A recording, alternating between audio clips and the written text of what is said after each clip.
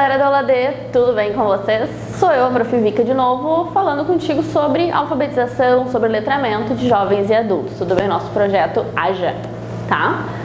A gente está nesse módulo, a gente está pensando a produção de texto, né?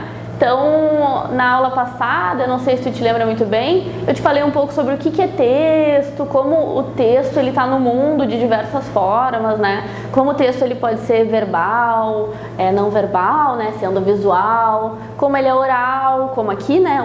Isso que eu estou falando para vocês é um texto, só que ele é oral.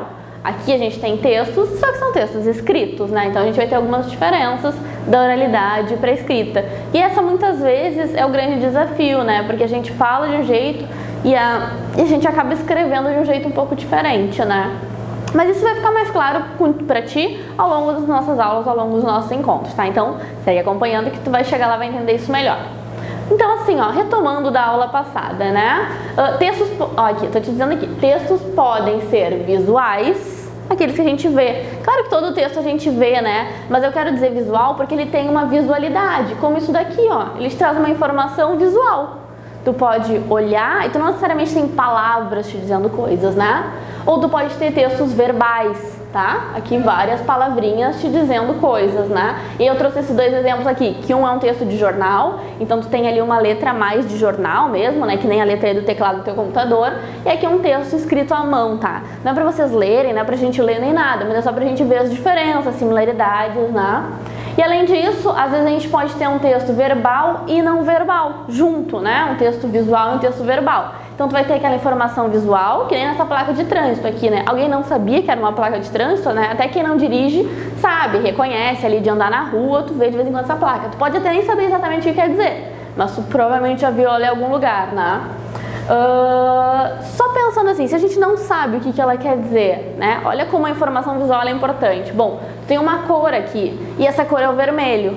O vermelho, ele é associado ao quê? Sempre pensa assim, porque às vezes a gente pensa assim, eu preciso aprender as coisas, né? E a gente não se dá por conta que a gente já aprendeu, a gente já sabe muita coisa, né?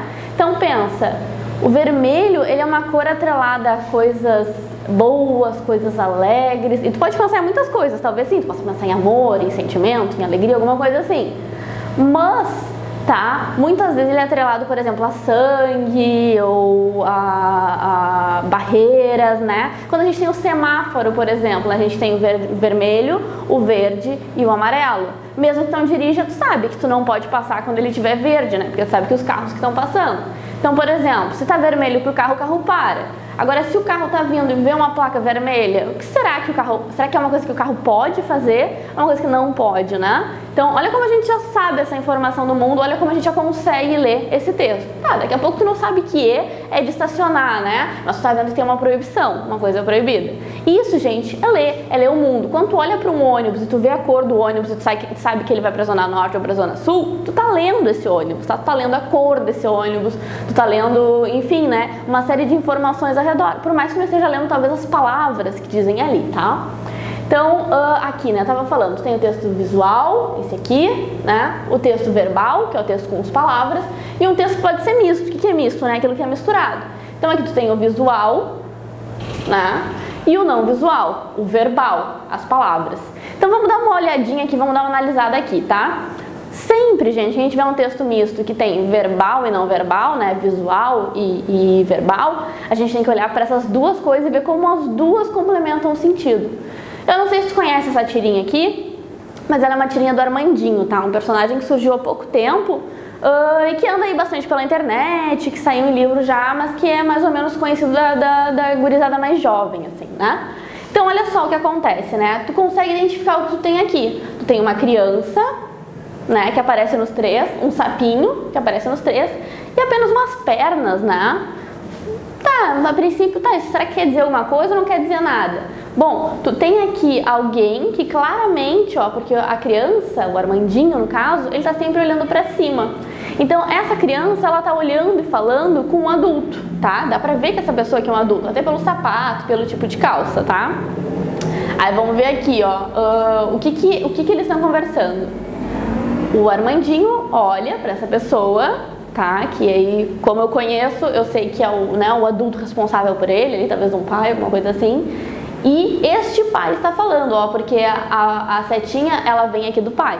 Ele diz o seguinte: estar sem emprego me deixa triste, filho, né? Então tu já sabe que é o pai dele, no momento que tu leu. Estar sem emprego me deixa triste, filho, né? Tá falando pro filho. E aí, de novo aqui.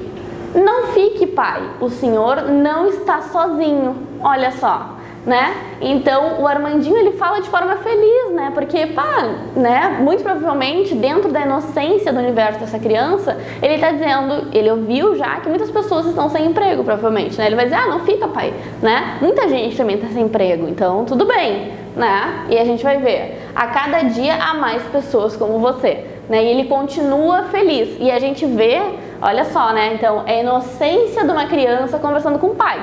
Quem tá sem emprego sabe que é ruim tá sem emprego, né? Sabe que a gente tá sempre em busca de emprego. Então, nota como tu saber que é uma criança, tu saber que é um adulto, estabelece essa relação, né, de conexão entre ambos os personagens. E isso é ler, gente. É entender que o verbal, ele tá sendo auxiliado pelo visual, tá? Então, isso é bem importante. Beleza? Retomado, passado isso adiante, vamos lá. Trouxe aqui uma imagem para vocês então, tá? Talvez vocês conheçam aí, né, em casa de vó, geralmente tem lá em cima da mesa, muitas vezes, né, é bem cultural aqui do Brasil e em muitos outros lugares do mundo, né? A Última Ceia, uma reprodução da Última Ceia do Leonardo da Vinci, né? O que a gente tem nessa imagem, né? A Última Ceia bíblica, né, um retrato bíblico do que foi supostamente a Última Ceia. Com Jesus Cristo no centro, né, e os apóstolos no entorno da mesa. É uma pintura muito famosa, muito conhecida. O que acontece? Olha só, a gente tem que levar em consideração algumas coisas aqui, tá? Primeira delas, a iluminação, quem está no centro da imagem, né? Quem que é mais importante aqui? Será que esse cara do canto é o mais importante? Não, né? Tá bem claro que o nosso olhar, ele vai pra lá. Aí o que a gente vai ter aqui? Opa, peraí. Notem como tem alguém sempre no centro da imagem, personagens completamente diferentes, né? Mas que estabelecem relações intertextuais com a Última Ceia do Da Vinci, né? Então o que acontece aqui? Tu tem a Marilyn Monroe, né? E várias personalidades famosas da época, né? O Chaplin, o Elvis e muitos outros. Então coloca ela como uma santidade no centro dessa imagem, né, única mulher, e fazendo essa relação bíblica quase, né, de uma personalidade mais importante do que as outras, né. Aqui é a mesma coisa, tu vai ter o quê? O Batman no centro, né, e a iluminação aqui, ela é a iluminação já do símbolo do Batman, fazendo toda essa relação. Olha como as imagens falam com a gente, né, olha como elas trazem informações importantes. Algo de muito tempo atrás, algo clássico, reapropriado para a cultura popular, tá? Tudo visual. Agora aqui, dá uma olhada nessa Mona Lisa do Leonardo da Vinci, tá? Também, outro texto super clássico. Olha que eu tô chamando de texto, e é de fato texto, né? São textos visuais. A Mona Lisa do Leonardo da Vinci. Super enigmática, tu não sabe se ela tá sorrindo ou se ela tá séria, né?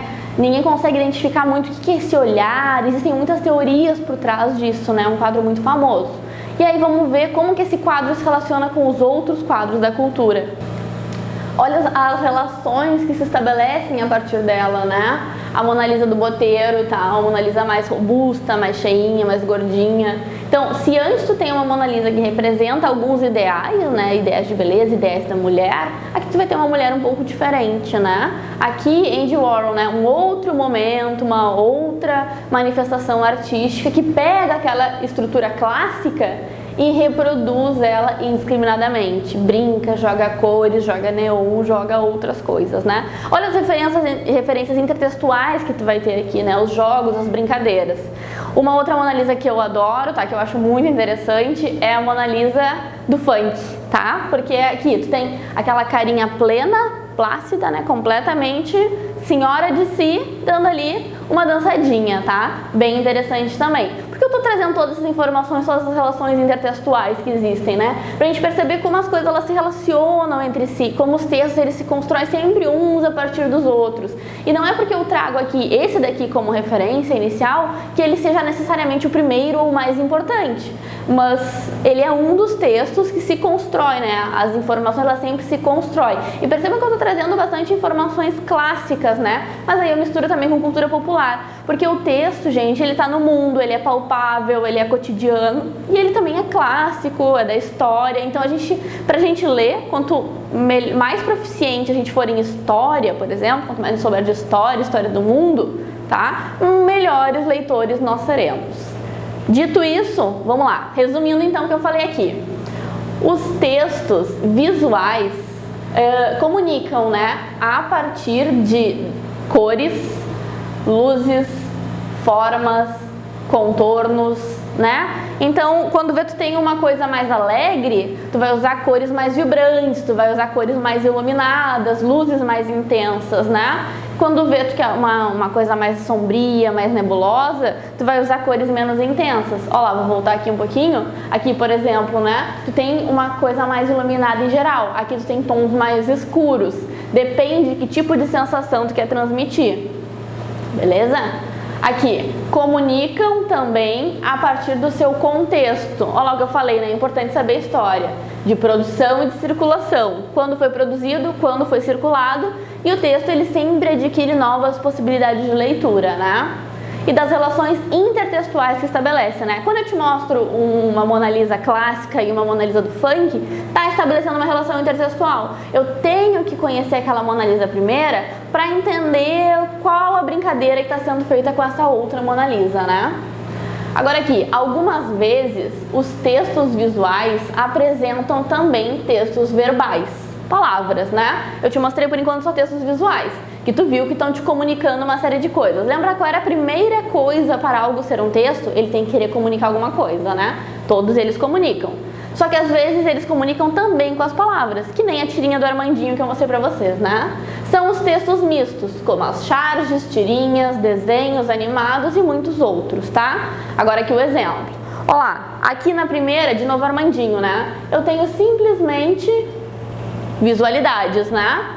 Tem aquele pezão lá, que a gente já mais ou menos sabe que é o pai, e o Armandinho indo pra algum lugar. Daqui a pouco, olha gente como é sutil, tá? Vou até pedir pra dar uma aproximada na câmera aí, pra vocês darem uma olhada bem de pertinho o que acontece. Olha o rostinho desse Armandinho, né? Ele tem um sorriso no primeiro quadrinho, no segundo quadrinho a única mudança é que ele para de ter esse sorriso. Então, olha só, é um risquinho que muda todo o sentido, né? A gente tem que estar ligado nisso. Então, ele tá sorrindo, indo pra algum lugar, tranquilo, uma criança faceira, daqui a pouco ele fecha o rosto um pouquinho mais, né? E aí no terceiro quadrinho a gente vai entender por que ele fechou o rosto. A gente vai entender que o Armandinho, ele consegue enxergar alguma coisa que é o quê? Uma criança, né, negra, indo numa outra direção. Não fica claro se está carregando uma mochila, livros ou o quê. Mas o Armandinho olha essa criança e enxerga essa criança. Uma coisa que o adulto talvez não tenha percebido, porque continua indo no mesmo lugar, né? Então, olha como um texto que não tem nenhuma palavra, ele pode nos dizer tanto, né?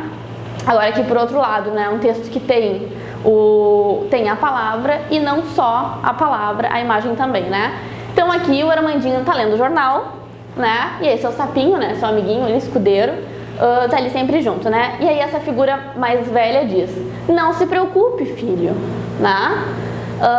Nós ficaremos bem, né? E continua o próximo quadrinho, a perna sumiu, nós ficaremos bem. Não se preocupe, filho, nós ficaremos bem. E o Armandinho tá lendo o jornal, né? O que será que isso quer dizer? Lembrando sempre que o jornal traz notícias, traz atualizações, traz coisas do cotidiano, né? Nós ficaremos bem. E aí o Armandinho olha pro pai e diz assim: mas e os outros, né? E aí a gente entende que o Armandinho ele não está necessariamente preocupado com ele mesmo, mas sim, mais uma vez, preocupado com desigualdades, né? E os outros, e aqueles que não são iguais a mim. Ó, duas tirinhas que apresentam mais ou menos a mesma mensagem, sendo que uma é totalmente visual e outra é visual e verbal, tá? Então te liga que a construção dos sentidos do texto tá sempre imbricada. Uma última tirinha aqui pra gente dar uma olhada, tá? Do Fábio Moon e do Gabriel Barr, são irmãos que são cartunistas, chargistas, são bem interessantes, tá? Eles sempre usam, ó lá, um tom sépia, né? Essa coisa mais escura, assim.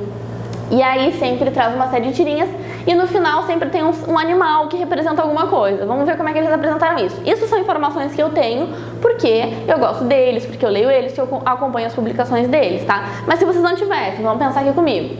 Aqui tu tem o quê? Um casalzinho de mão, né? E estão abraçadinhos, se dando um beijinho, talvez, né?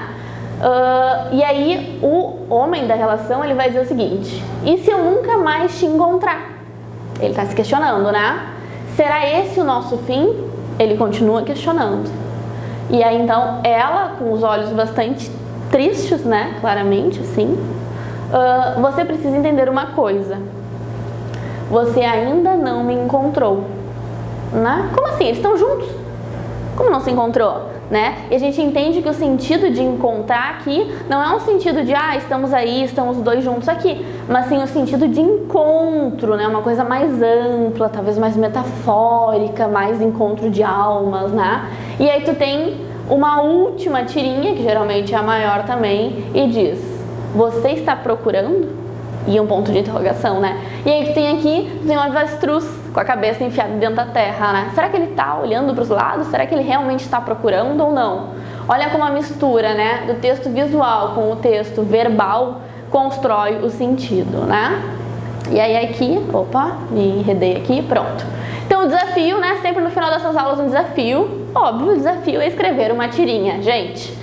Claro que eu não espero que vocês façam assim, super desenho e tal, mas o bonequinho de pauzinho, o bonequinho de palitinho. A ideia é que vocês consigam atrelar o visual, né, o visual ali mesmo, as cores, os palitinhos, né, se é uma história triste, dramática, mais cor intensa, pode usar só o preto mesmo, né, só o lápis que tu tem aí, a caneta, brinca com o lápis, com a caneta, com os materiais que tu tiver, tá, descobre o que é melhor pra ti. Então aqui, vocês vão escolher um tema. Sobre o que vai ser essa tirinha de vocês? Sobre amor, sobre ódio, sobre drama, sobre amizades que acabam, amizades que começam, não sei. Vocês vão definir aí, amor de mãe, de filha, né, maternidade, não sei, tá? Crises políticas, o que vocês quiserem escrever. Então vocês vão escolher esse tema, tá? Um assunto geral. Aí vocês vão pensar sobre a história, né? Pensa na história, mas foca nos personagens. Vai ser o Paulo e a Maria, a Bia e a Ana, o João, o Paulo e o sei lá, o Pedro, tá? Pensa nessas personagens, como que eles vão se relacionar entre si. Pensa o número de quadrinhos que tu vai precisar para contar essa história, né? Quantos acontecimentos vão ter? Eles saem de um lugar, eles vão para outro lugar, eles chegam lá e eles encontram alguém. E aí, fechamento da ação, tá?